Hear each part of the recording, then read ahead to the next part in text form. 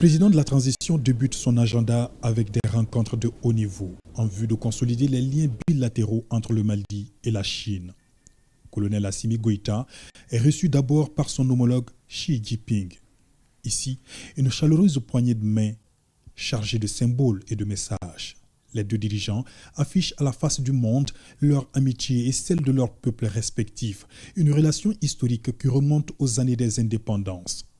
Et au cours de cette séance de travail entre les délégations maliennes et chinoises, les présidents Goïta et Jinping s'engagent à œuvrer ensemble pour porter la coopération sino-malienne à un niveau plus élevé. Cela dans le cadre d'un partenariat stratégique gagnant-gagnant fondé sur la solidarité, la confiance et le respect mutuel.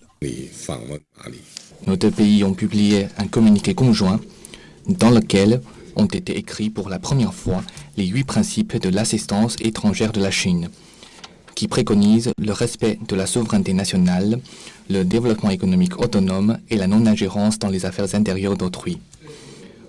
Ces principes sont non seulement une orientation pour l'amitié et la coopération sino-malienne de longue date, mais aussi les prémices de la Chine et de l'Afrique pour bâtir un nouvel ordre international. À l'heure actuelle, la portée stratégique des relations sino-maliennes s'avère plus importante.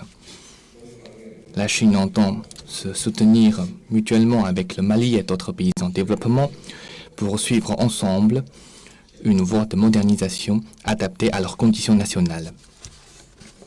Je propose de porter les relations sino-maliennes au niveau de partenariat stratégique pour continuer de faire valoir l'amitié traditionnelle et d'écrire ensemble de nouveaux chapitres dans les annales de la solidarité et de la coopération sino-malienne. Colonel Assimi Goïta salue le soutien et l'engagement de la Chine aux côtés du Mali dans un contexte géopolitique international tendu et complexe. Le chef de l'État apprécie également les progrès réalisés ces dernières années dans le développement des relations sino-maliennes.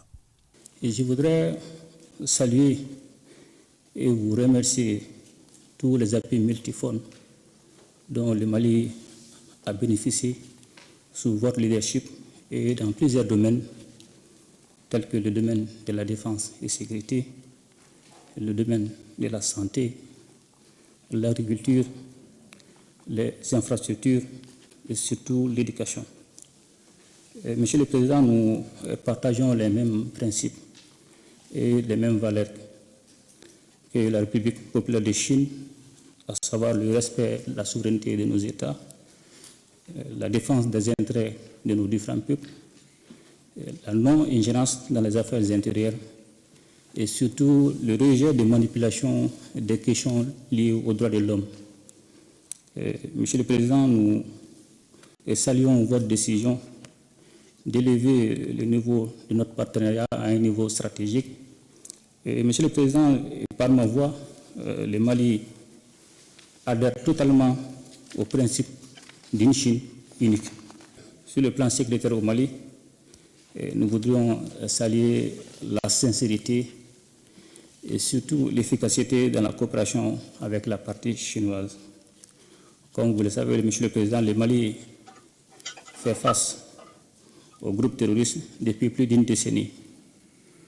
Et malgré la présence des forces étrangères, au nombre de plus de 15 000, n'ont pas permis d'apporter la paix et la sécurité tant voulues par le peuple malien. Sur les grandes questions internationales, Maliens et Chinois affichent leur totale convergence de vues. Les deux parties soulignent la nécessité de renforcer ce lien solide afin de promouvoir la paix et le développement dans le monde. Tous ces sujets étaient également au centre des échanges entre le président de la transition et Zhao Liqi, président du comité permanent de l'Assemblée populaire nationale de Chine. Lui aussi se réjouit de cette confiance politique qui caractérise la coopération entre le Mali et la Chine.